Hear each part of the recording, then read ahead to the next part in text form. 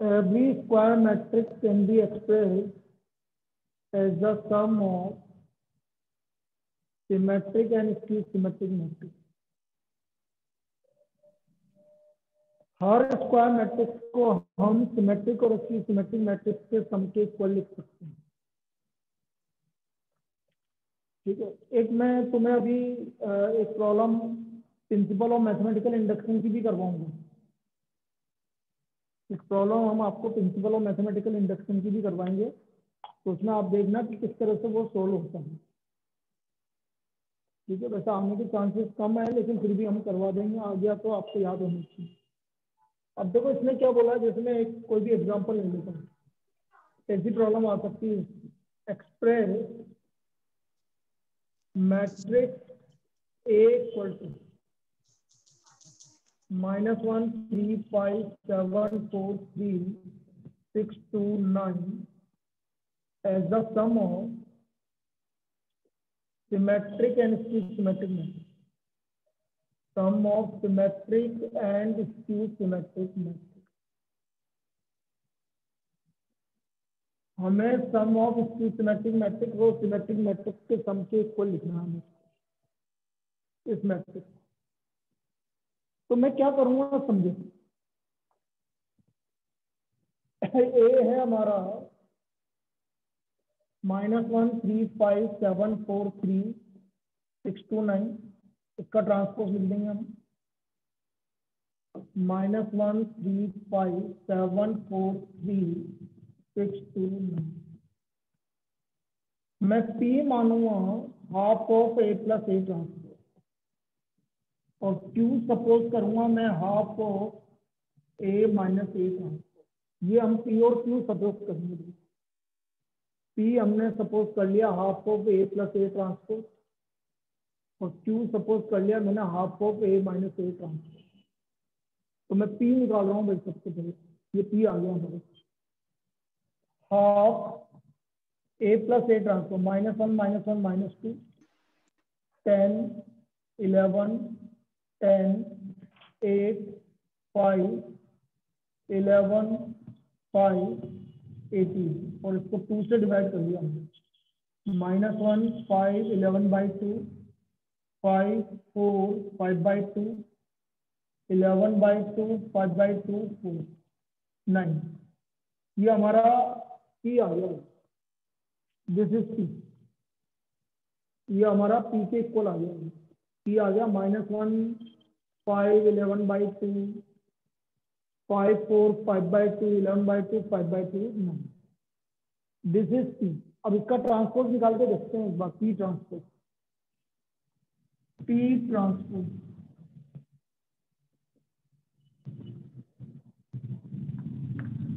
P transpose निकाल के देख रहे हैं अपन।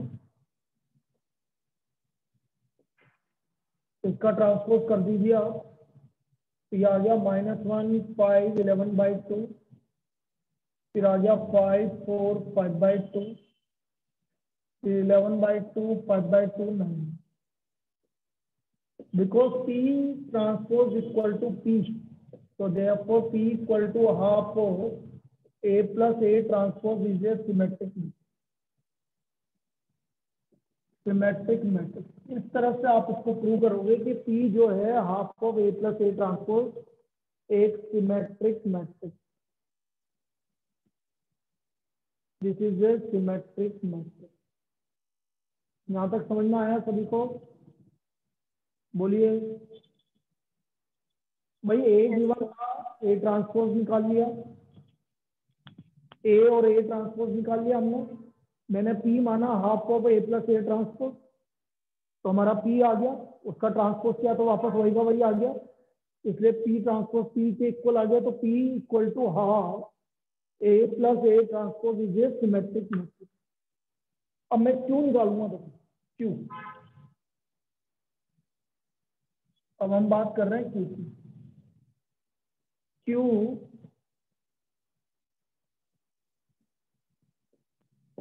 Half A minus A transpose, तो half A minus A transpose -1 गया 0, -4 -1 4 0 1 1 -1 0 और इसको 2 से डिवाइड कर दीजिए। 0 -2 -1/2 2 0 1/2 1/2 -1/2 0।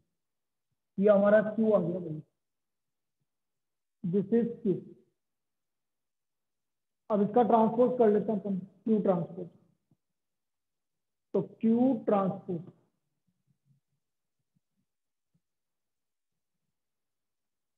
ये मैंने Q ट्रांसपोज कर लिया भाई।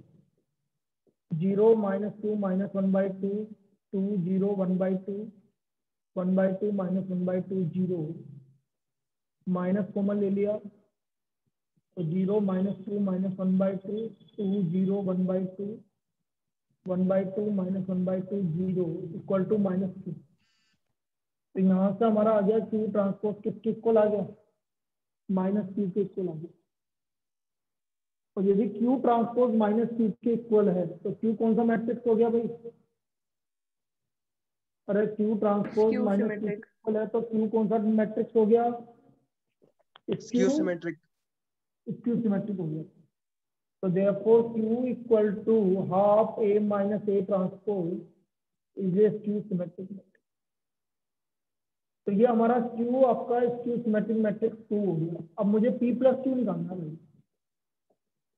P है हमारे पास -1 5 11/2 5 4 5/2 11/2 5/2 9 और Q है हमारे पास 0 -2 -1/2 2 0 1/2 1/2 -1/2 0। ये हमारा एक इक्वल आ जाएगा भाई। -1 3 5 7 4 3 6 2 9। क्या यही था ये?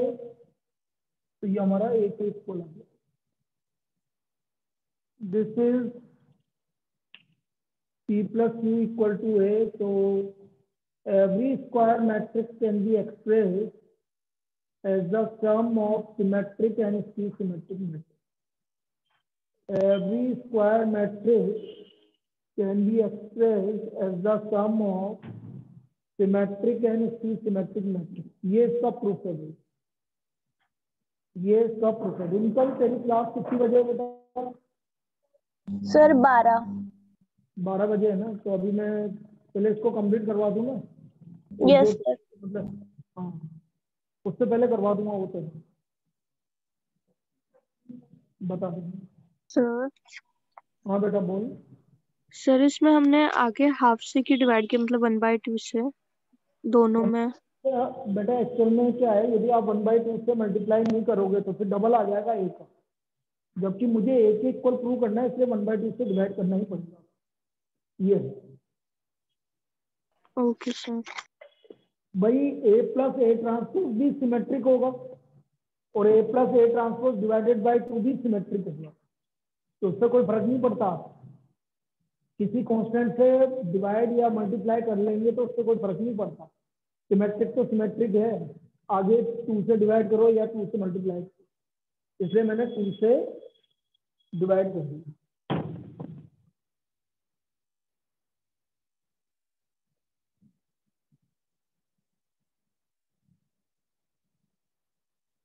चलिए एक दो प्रॉब्लम और बता के फिर मैं ये बता रहा हूँ जो मैंने तुम्हें बोला कि प्रिंसिपल ऑफ मैथमेटिकल इंडक्शन वाला।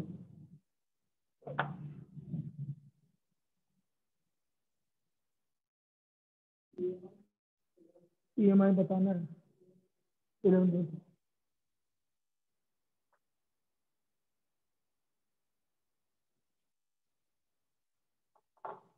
याद है?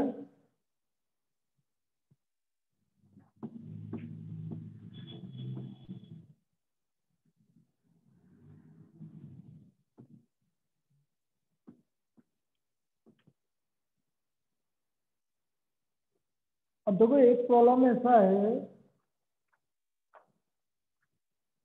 मैं आपसे बोल रहा हूँ मिसलिनियस का है। If A and B are symmetric matrix, if A and B are symmetric matrix,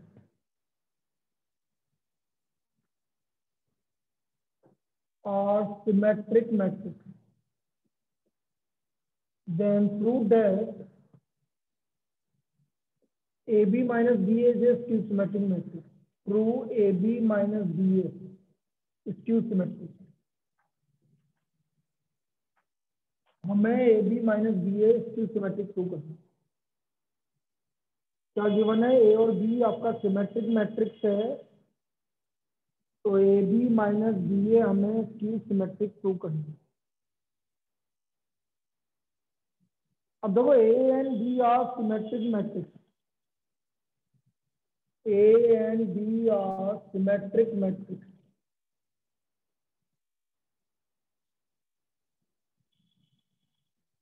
Therefore, A transpose equal to A and B transpose equal to B.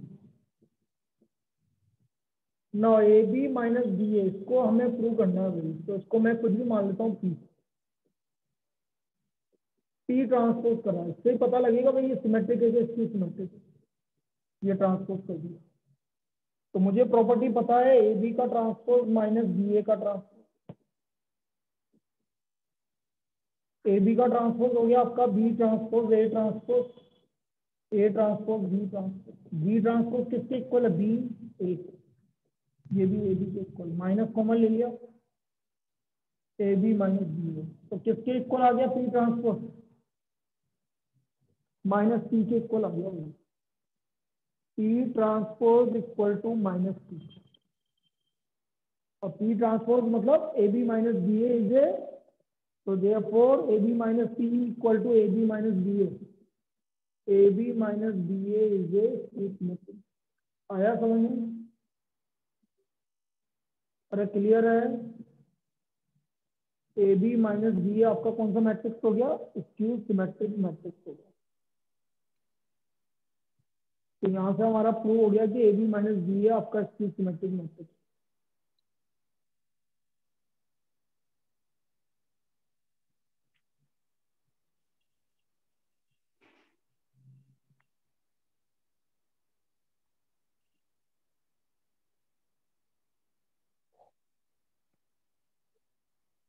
लिख लिया?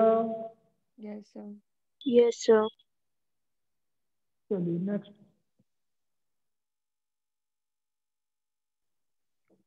एक और प्रॉब्लम है,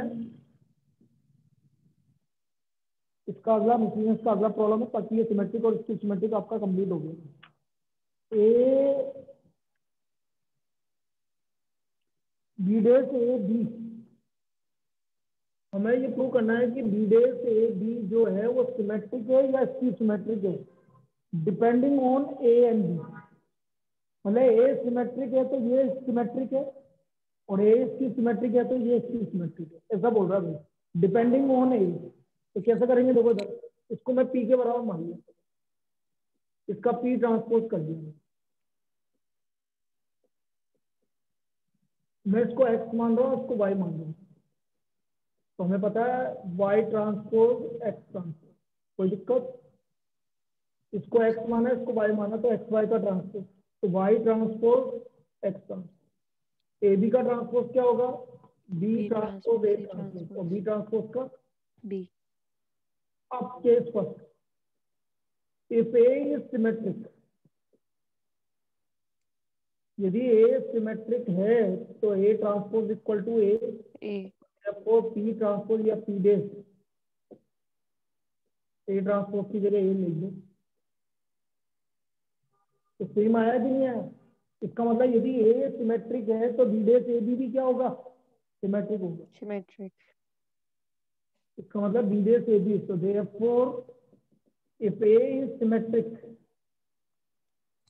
A is symmetric, then B dash AB is symmetric. So B dash AB is symmetric होगा। Case second, if A is skew symmetric,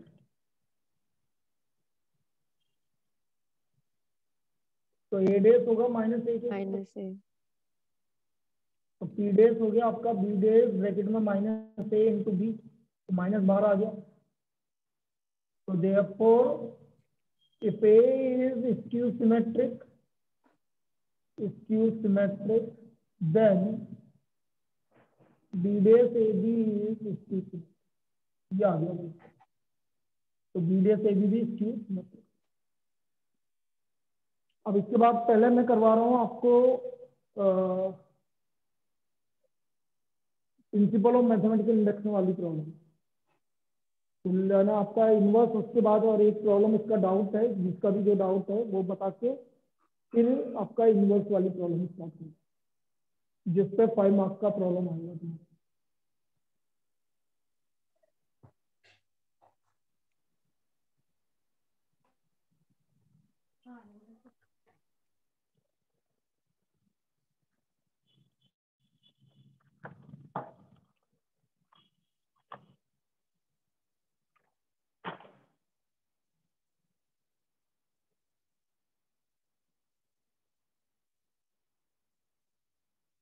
देखो, induction वाली जो problem होती है वो बिल्कुल बेसिक प्रॉब्लम होती है, उसमें कुछ भी नहीं है। अब कैसे करते हैं एक बार समझ लेते हैं।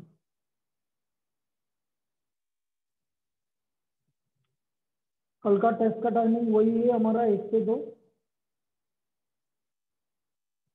कल का टेस्ट का टाइमिंग 1 से 2 ही है, तुम्हारा 10 से 11 है। तुम मत समझो।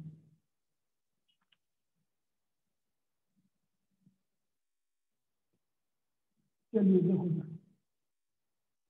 अब देखो एक इंडक्शन वाली प्रॉब्लम बता रहा हूँ मैं।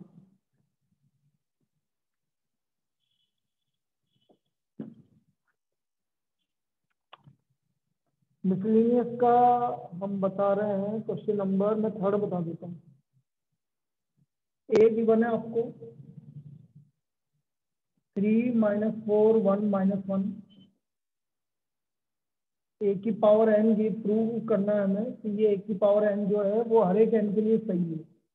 1 + 2n - 4n और n 1 - 2n, ये हर एक एन के लिए सही है, ये हमें प्रूव करना है। It is true for every N, ये हमें प्रूव करना है। अब क्या करेंगे, स्टेप 1।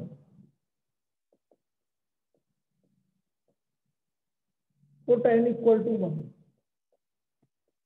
ए की पावर 1, एन की जगह 1 रखो। तो 1 + 2 × 1 - 4 × 1 1,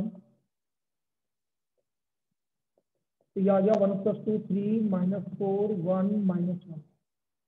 तो therefore it is true for n = 1। Wrinkle देखते जाना बेटा। हम यस क्या सर। करेंगे, n = 1 रख देंगे।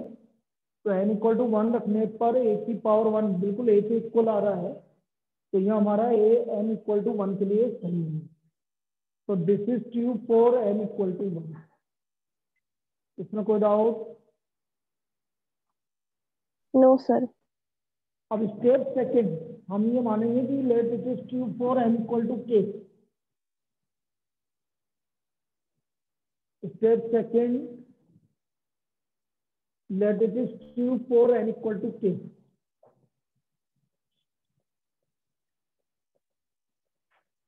let it is true for n = k। ये आ गया a की power k 1 + 2k - 4k k 1 - 2k। हमने मान लिया कि ये n = k के लिए सही है। तो n = k के लिए सही है, तो बस n की जगह आप k रख देंगे। ठीक है, हमने ये सपोज कर लिया कि ये n = k के लिए सही है।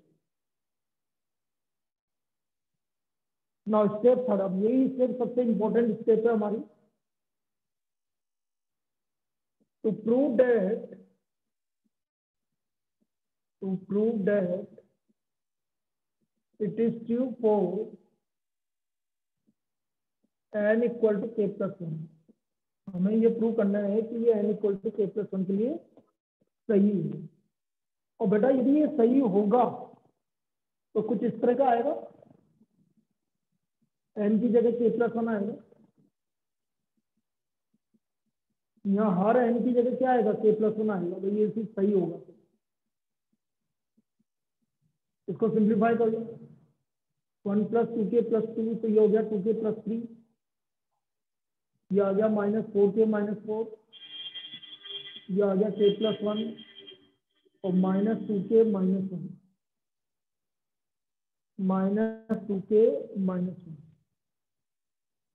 तो ये एक ही बार k+1 आ गया। ये प्रूव करना है मुझे ना बाय द लॉ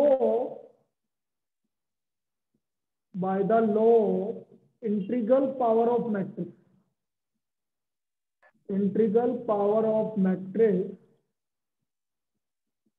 a की power k+1 equal to a की power k multiplied by a की पावर 1। a की पावर k+1 ये जो है हमारा a की power k multiplied by a की पावर 1 के इक्वल होगा इंटीग्रल पावर ऑफ मैट्रिक्स से।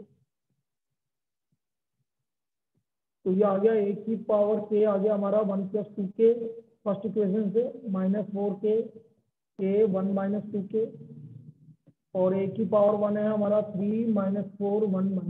देखते हैं इन दोनों को मल्टीप्लाई करके ये आ रहा है क्या। देखो 1 + 2k होगा, 3 से मल्टीप्लाई तो 3 + 6k -4k, -4 -8k और +4k,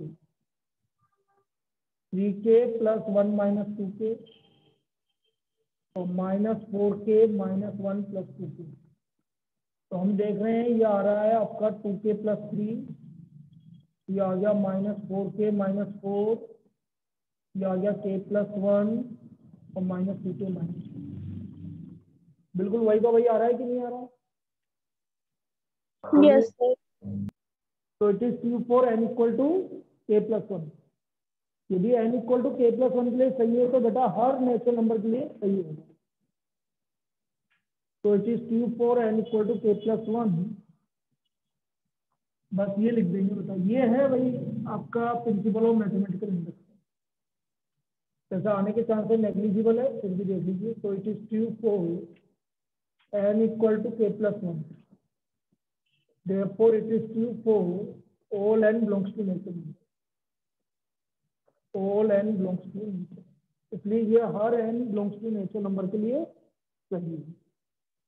अब बेटा रिंकल इसमें देख ले, तेरे को कहीं दिक्कत आ रही हो, कुछ भी हो तो मुझे बता दो। नहीं सर, समझ आ गया।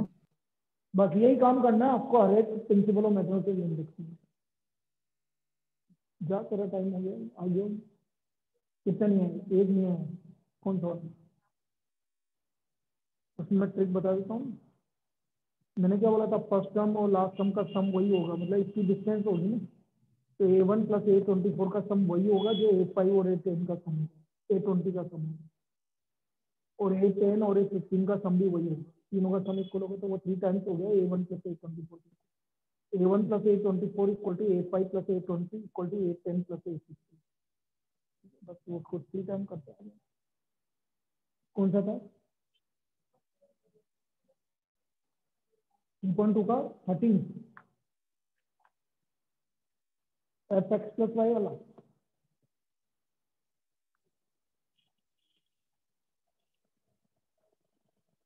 -18 आ गया क्या? -10 α/2 वाला।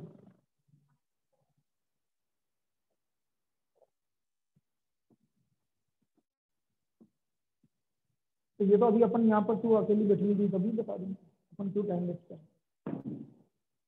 तो मेरे से कोई डाउट किसी को ऑनलाइन में से? कल जो उन्होंने बताया था कि ये कर लेना, उसमें से कोई डाउट? Yes sir. सर वो tan वाला क्वेश्चन था ना, 1 - tan α/2। मुझे पता था वो, इसलिए वो बता देता हूँ, ये तो मैं तेरे को बताऊंगा।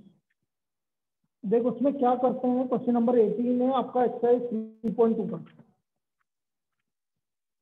एक्सरसाइज 3.2 का क्वेश्चन नंबर 18। क्वेश्चन नंबर 18 इसमें हम क्या करते हैं, tan α/2 जो आ रहा है उसको हम कुछ भी मान लेंगे। सपोज मैंने इसको m मान लिया, ठीक है, कुछ भी एक वैल्यू मान लो। तो हमारा a जो गिवन है वो ये गिवन है 0 - tan α/2, tan α/2 0। तो ये हो गया हमारा, मैंने इसको m माना तो ये हो गया 0 - m m 0। कोई दिक्कत? ये हमारा ये हो गया। अब साइन अल्फा आएगा इसके अंदर, तो साइन अल्फा को आप लिखोगे 2 tan alpha by 2 upon formula, half angle formula, तो ये आ गया 2m upon 1 plus m square. और कोस अल्फा है आपका 1 minus tan square alpha by 2, ये फॉर्मूला होता है, upon 1 plus tan square alpha by 2, ये आ गया 1 minus M square upon 1 plus M. ये साइन अल्फा और कोस अल्फा आएगा भाई हमारे इसमें, तो इसको हमने ये मान लिया, यहाँ तक कोई दिक्कत। अब आते हैं हम इसको जो प्रूव करना है, LHS आई प्लस है, तो आइए हमारा 2 इंटू 2 आएगा 1 0 0 1, और ए है हमारा 0 माइनस एम एम 0, तो आई प्लस ए आ गया बेटा 1 माइनस एम एम 0 1, ये हमारा आई प्लस ए आ गया। इसमें कोई दिक्कत यहाँ तक बोलते चलिए भाई, क्लियर है? Yes sir. अब मैं आर एच एस से आपका I minus A multiplied by cos alpha minus sine alpha cos alpha, ये है भाई। तो बेटा आई माइनस से मैं डायरेक्ट लिखूंगा, देखना इधर आई माइनस है, इसमें माइनस करना है, तो क्या आएगा देखो 1 minus 0 1 0 minus minus plus M 0 minus M और 1 माइनस 0 1। कोस अल्फा अभी बताया मैंने 1 minus M square upon 1 plus m square minus 2m upon 1 plus m square 2m upon 1 plus m square और 1 minus M square upon 1 plus m. इधर में से सब में से क्या कॉमन आ रहा है? 1 प्लस एम स्क्वायर, तो 1 अपॉन 1 प्लस एम स्क्वायर सब में से कॉमन ले लीजिए, तो 1m माइनस एम 1, इसको सोल्व कर लेना, 1 minus M square minus 2m 1 minus M square. अब इसको मल्टीप्लाई कर देंगे, इसको हम मल्टीप्लाई करेंगे, जैसे मल्टीप्लाई करेंगे और डिवाइड करेंगे आ जाएगा आपका। तो देखो मैं यहाँ मल्टीप्लाई करके यहाँ लिख रहा हूँ 1 upon 1 plus m square, 1 multiply होगा 1 माइनस एम स्क्वायर से, और m मल्टीप्लाई होगा तो 2m स्क्वायर, फिर 1 मल्टीप्लाई होगा माइनस 2m से, फिर m माइनस एम क्यूब। अभी नहीं दिख रहा होगा तो अभी सही कर दूंगा, minus m plus m square m cube plus 2m, और ये हो गया 2m square plus 1 minus M square, तो 1 प्लस एम स्क्वायर, यहाँ बचा 1 प्लस एम स्क्वायर, यहाँ माइनस एम कॉमन लोगे तो 1 प्लस एम स्क्वायर, यहाँ पर m कॉमन लोगे तो 1 प्लस एम स्क्वायर और 1 प्लस एम स्क्वायर, सब में से 1 प्लस एम स्क्वायर कॉमन आ गया, यहाँ बचा 1 माइनस एम एम 1। देखो L H S equal to R H S हमारा प्रूव हो गया, दिख रहा है वैसे, ये हमारा इसका प्रोसेस है। लेकिन आप उसमें कुछ सपोज कर लेना, इजी पड़ेगा आपको, नहीं तो हार्ड हो जाएगा फिर आपको। आ गया बेटा? बोलिए सपोज कर लेना क्या मतलब आपका? बेटा क्या? सपोज कर लेना आपने क्या बोला अभी? बेटा सपोज नहीं करोगे तो फिर आप tan अल्फा बाई 2 हर बार लिखोगे, तो नहीं फिर से आपके मतलब जैसे आपने किया वैसे ही ना मतलब? हाँ बिल्कुल मैंने किया हाँ वैसे ही करें, वही, हाँ वो तो समझ में आई। उससे इजी पड़ेगा, नहीं तो हर जगह tan अल्फा बाई 2 लिखोगे तो फिर आप ही कंफ्यूज हो जाओगे, इसलिए। हाँ सर।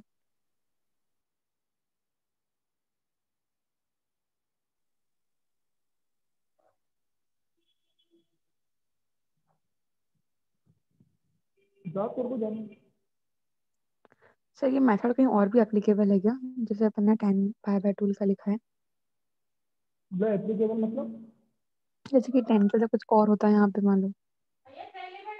मतलब समझ में नहीं आ रहा मुझे क्या बोल रही थी भाई। जैसे कि फॉर्मूला है, फॉर्मूला यूज यहाँ पर tan अल्फा बाई 2 है तो मैंने फॉर्मूला लगा दिया, मेथड तो कुछ है ही नहीं इसमें, बस sin अल्फा आ रहा है और उधर tan अल्फा बाई 2 आ रहा है, तो मैंने sin अल्फा का value formula tan alpha by 2 में लिख दिया, बस सीधा सीधा ये है। ये सर। चलिए भाई, अब हम बात कर रहे हैं भाई adjoint of A matrix and inverse of matrix की बात कर रहे हैं भाई, adjoint of A matrix and inverse of the matrix. मतलब हमारा लास्ट टॉपिक, जिसमें से 5 मार्क्स का क्वेश्चन आएगा आपका इक्वेशन सोल्व करने वाला। तो पहले मैं एडजॉइंट और इनवर्स बताने के बाद डायरेक्ट पहले वही प्रॉब्लम करवाऊंगा, 2-3 प्रॉब्लम करवाऊंगा उसमें, जिसमें वो कंप्लीट हो जाएंगे। मतलब उस पर एक पक्का है, कल भी आएगा, पक्का है, मैं पहले बोलूँ 5 मार्क्स का एक क्वेश्चन आएगा, फिक्स है।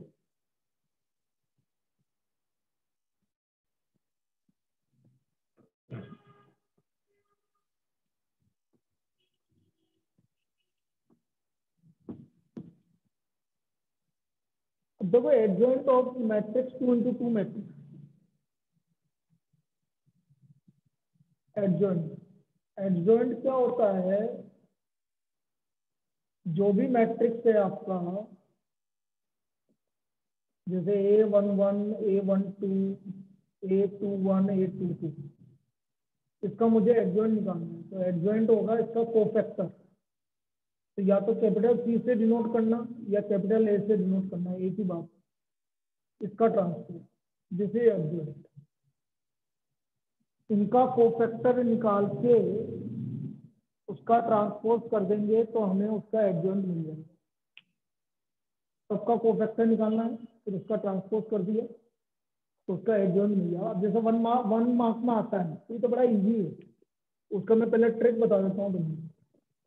जैसे ये आ गया -3, 7, 4, -5 या 5, जो भी है, यदि मुझे इसका एडजॉइंट लिखना है तो जो इसका मेन डायगोनल एलिमेंट है वो इंटरचेंज हो जाएंगे, ये दोनों आपस में इंटरचेंज हो जाएंगे और इसको माइनस से मल्टीप्लाई कर देंगे। ये डायरेक्ट आपका एडजॉइंट, अभी निकाल के बताऊंगा तो यही आएगा, मेथड से निकालूंगा तो भी यही आएगा।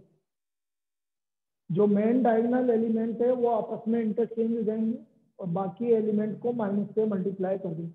सिर्फ 2 into 2 में ऐसा होता है, 3 into 3 में तो आपको निकालना ही पड़ेगा, आपके लिए पास इसके लिए कोई चॉइस नहीं है।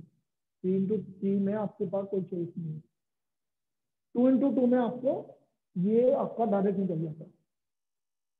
भाई सपोज आपने निकालने की ट्राई किया कि सर मेरे को निकालना है इसका कोफैक्टर C11, कोफैक्टर होता है रो और कॉलम हटा दो, इसकी रो और कॉलम हटा दो तो क्या बचा, -3 की रो और कॉलम हटाओ, 5 बचा। 5 अच्छा ये 1 और 1 इन दोनों को ऐड करो, 2 इवन है ओड है, इवन में लगता है।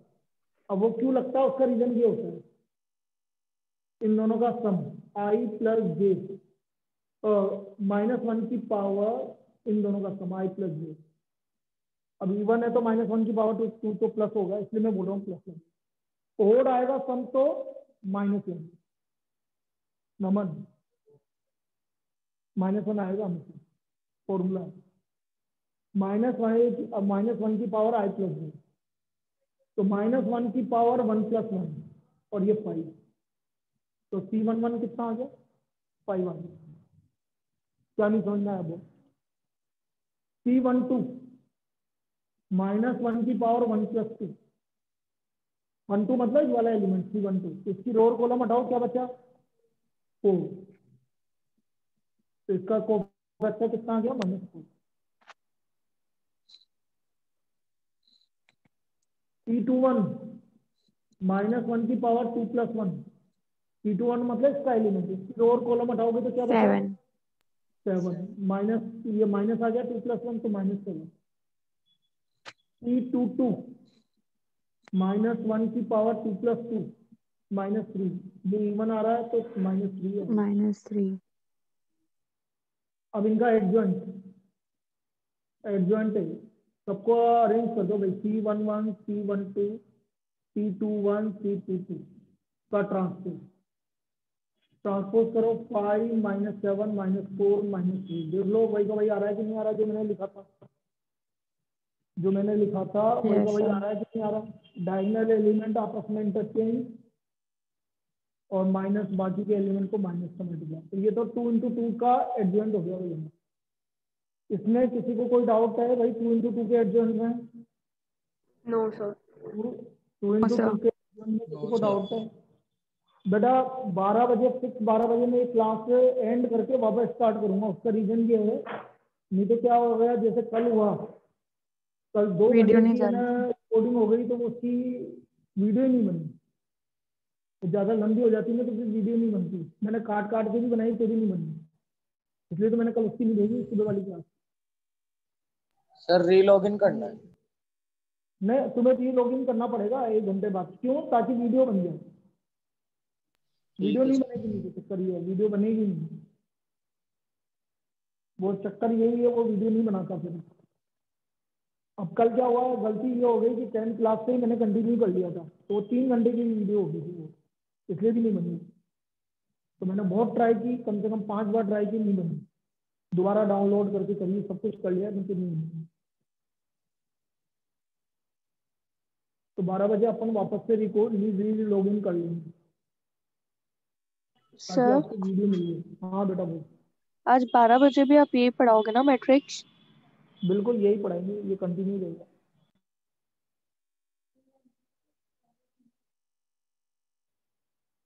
फिर माइनस आगे -1 की पावर 2+1 क्या है?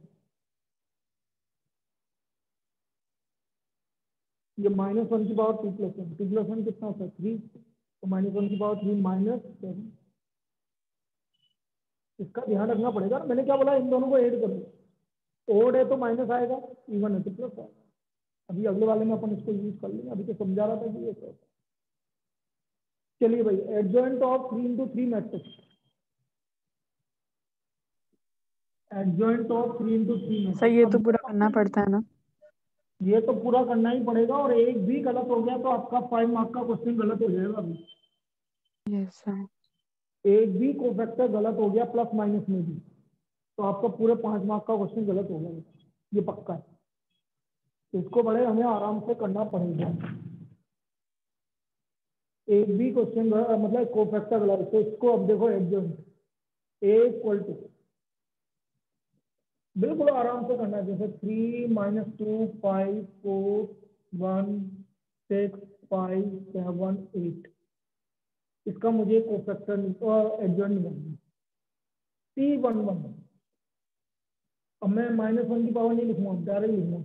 इन दोनों का सम 2, तो प्लस 2 प्लस प्लस है इसका।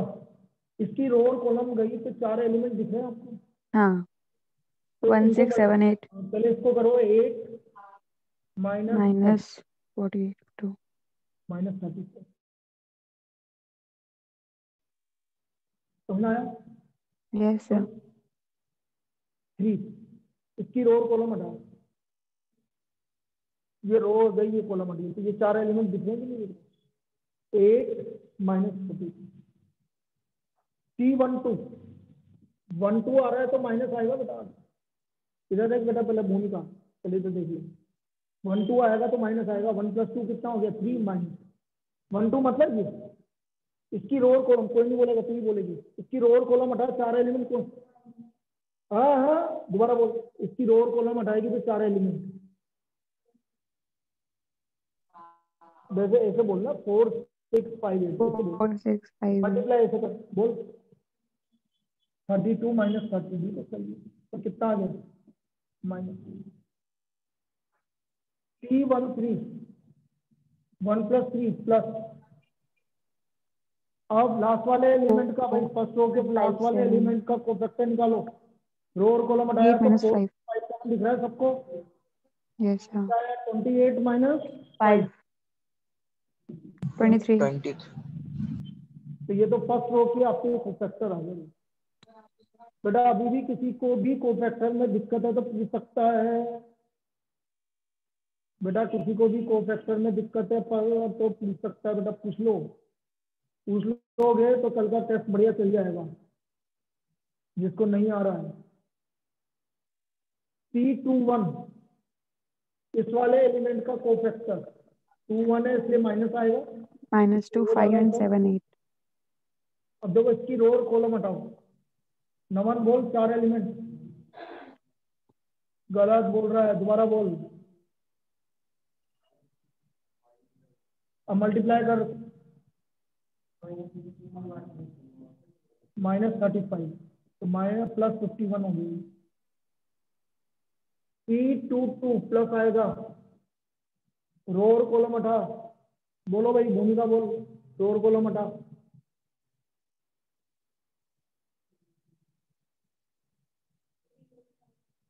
हाँ तो बोल मल्टीप्लाई करके।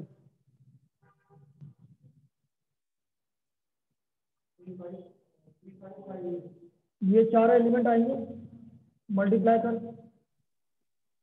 24 माइनस 4 मिलेगा 25 -1 पक्का। T23 plus minus minus. अब T23 में आएगा आपका क्या आएगा भाई? 4 कहाँ से आ गया बेटा? 3 - 2 and 5 and 7. T23 कौन सा एलिमेंट है तेरा पता? ये वाला। इसकी रो और कॉलम हटा अपने दिमाग से। हाँ तो 4 एलिमेंट। हाँ अब मल्टीप्लाई कर। ठीक है 21 प्लस 10 कितना आ गया भाई? -31 31. -31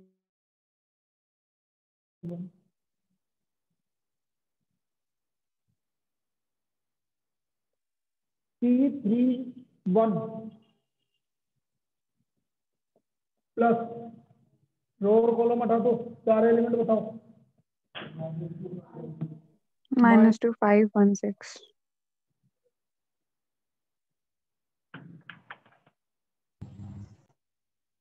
-2 5 1 6 तो कितना हो गया? -12 -5 -5 -17. -17 T32 माइनस 3 इसका 4 5 और 6. कॉलम हट गया। 3 5 4 6 18 -20 प्लस 2 और लास्ट T33 प्लस 3 प्लस 3 8। -2 4 1. अरे कौन बोल रहा है ये? सर मैं बता रही हूँ, तो बता रही थी मैं तो। 11। ये आपके सारे कोफैक्टर आ गए। निकाल लेंगे कोफैक्टर बिल्कुल आराम से, चाहे 2 मिनट ज्यादा लग जाए, लेकिन कोफैक्टर निकालने आपको।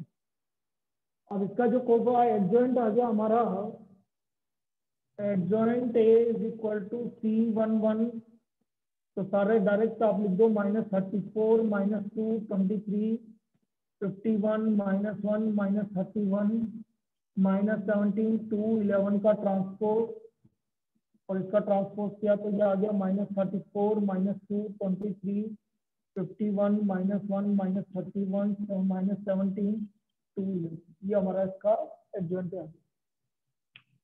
तो ये एडजॉइंट ए निकालने का तरीका है भाई। इस तरह से हम एडजॉइंट ए निकालेंगे।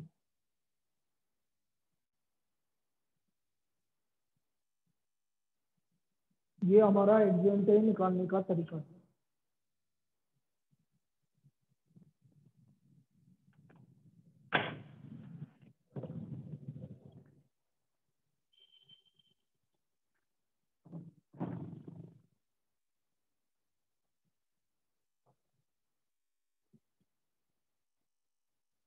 अब मैं पहले एडजॉइंट की प्रॉपर्टीज बता देता हूँ, क्योंकि ये एडजॉइंट तो हम बहुत बार निकालेंगे तो प्रैक्टिस तो होती रहेगी। Properties of adjoint.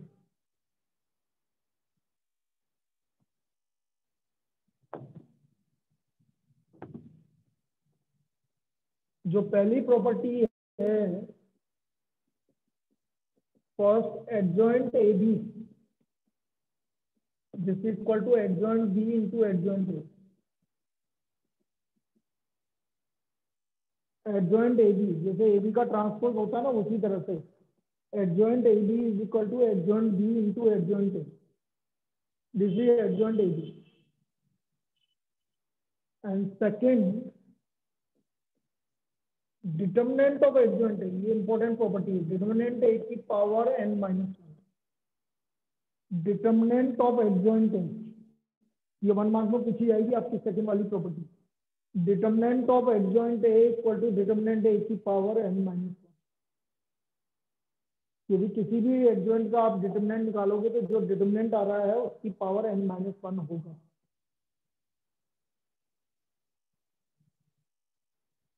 कैसे? क्योंकि एक एग्जांपल ले लेते हैं सेकंड वाला। मैंने आपसे बोला कि a इक्वल टू 1 -3 2 5 2 6 4 3 1। अब मैंने पूछा find the determinant of adjoint ए। अब स्टूडेंट क्या करता है, 1 मार्क में भी एडजॉइंट ए निकालने लग जाता है, बहुत टाइम लग जाएगा। एडजॉइंट ए निकालना इजी काम थोड़ी है, सबके कोफैक्टर निकालना है, फिर उसका ट्रांसपोज करना है, फिर उसका डिटरमिनेंट निकालना है। तो मुझे पता है डिटरमिनेंट ऑफ एडजॉइंट ए क्या होता है, डिटरमिनेंट ए की पावर n, n n मतलब minus 1 कितना है, तो हमारा 3 क्या है, minus डिटरमिनेंट ए का होल स्क्वायर। क्लियर है। अब मुझे सिर्फ डिटरमिनेंट ए निकालना। अब डिटरमिनेंट ए कैसे निकलता है ये समझना बेटा। 1 मल्टीप्लाइड बाय रो और कॉलम हटा 2 माइनस 18। समझना है कैसे लिखा, 1 2 माइनस 18, फिर बीच का साइन चेंज हमेशा, +3, बीच का साइन हमेशा चेंज। ठीक है, इसकी रो और कॉलम हटाओगे तो 5 माइनस 24 +2, इसकी रो और कॉलम हटाओगे तो 15 minus 8 ये आ गया -16 माइनस 19 इंटू 3 माइनस 57 plus और 7 to 14 कितना आ गया, -15। तो determinant A is equal to -15, ये इसका डिटरमिनेंट ए आ गया। तो therefore determinant of adjoint A आ गया -59 का स्क्वायर। सर हाँ ये जो साइन है डिटरमिनेंट का, मतलब जो दो डैश लगे हैं के आगे, इसको अपन मॉड्यूलस ही बोलते हैं। तो फिर मॉडुलस मतलब कि अलग माइनस चीज में है। मॉडुलस, अरे सुन तो ले यार बेटा, मैं बोल रहा हूँ सुन तो ले। मॉडुलस अलग चीज होती है, डिटरमिनेंट है, ये इसको मॉडुलस नहीं बोलते, ऐसा इसको मॉडुलस नहीं बोलते हैं। यहाँ पर इसका मतलब है डिटरमिनेंट है, और डिटरमिनेंट है पॉजिटिव और नेगेटिव कुछ भी हो सकती है। Okay sir. ठीक है, मॉडुलस नहीं निकाल रहा हूँ ये मॉडुलस नहीं। -59 का स्क्वायर कितना होगा,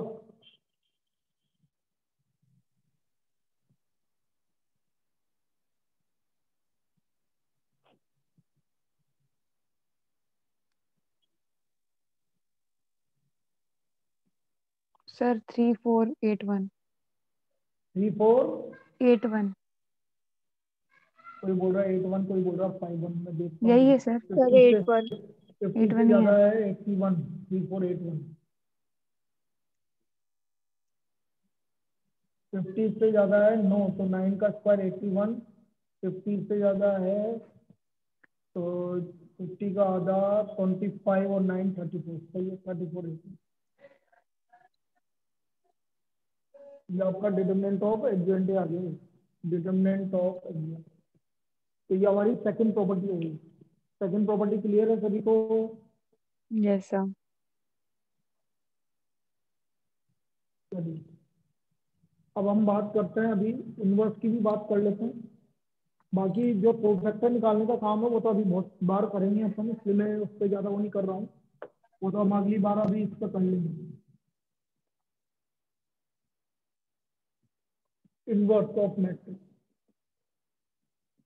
अब देखो इनवर्स ऑफ मैट्रिक्स क्या होता है, ये चीज समझते हैं अपन कि यदि कोई भी दो मैट्रिक्स है सेम ऑर्डर का, स्क्वायर मैट्रिक्स, और उसका मल्टीपल आई के इक्वल आ रहा है, तो यहाँ पर एक का इनवर्स बी है, inverse of A is B. उल्टा भी सही है, inverse of A is B. यदि A B equal to I आ गया तो इनवर्स ऑफ ए के क्या है, बी के equal। दोनों का प्रोडक्ट यदि आ गया, अब जैसे मैंने आपसे बोला ए बी इक्वल टू आई, तो बेटा ये ए इधर जाके ए इनवर्स हो गया, तो A inverse equal to B. जैसे एग्जाम्पल कभी आ गया आपका A B equal to 9 I, तो ए इधर जाएगा तो B equal to 9 A inverse. जब भी मैट्रिक्स आता है तो आई का कोई मतलब नहीं होता, आई हट जाता है। ए इनवर्स इज मैट्रिक्स, तो ए इनवर्स आ गया आपका बी अपॉन 9। ए इनवर्स क्या आ गया, बी अपॉन 9। आया समझ में। सर ऐसे आ गया। अब देखो यहाँ पर एक होता है हमारा, एक प्रॉपर्टी और होती है ए इंटू एडजॉइंट है। ये प्रॉपर्टी पूछी जा सकती है आपके 3 मार्क्स में। इज इक्वल टू डिटर्मिनेंट ए आई है, ए इंटू एडजॉइंट है। यदि किसी भी मैट्रिक्स को मैं उसकी एडजॉइंट से मल्टीप्लाई करूंगा तो हमारा आइडेंटिटी मैट्रिक्स मिलेगी जिसका मल्टीपल आपका क्या होगा, डिटर्मिनेंट ए होगा, डिटर्मिनेंट ए आई है। ये आपकी 3 मार्क्स में प्रूव करने के लिए आ सकती है, मतलब कोई भी ऐसे एग्जांपल दे देगा और आपसे बोलेगा वेरीफाई करो, वेरीफाई करने के लिए। यहां से हमारा ए इनवर्स निकला गया, तो यहां से इनवर्स का फॉर्मूला निकल गया हमारा एडजॉइंट ए अपॉन डिटर्मिनेंट। यहां से फॉर्मूला निकला ये inverse equal to adjoint A upon determinant A. This is A inverse A.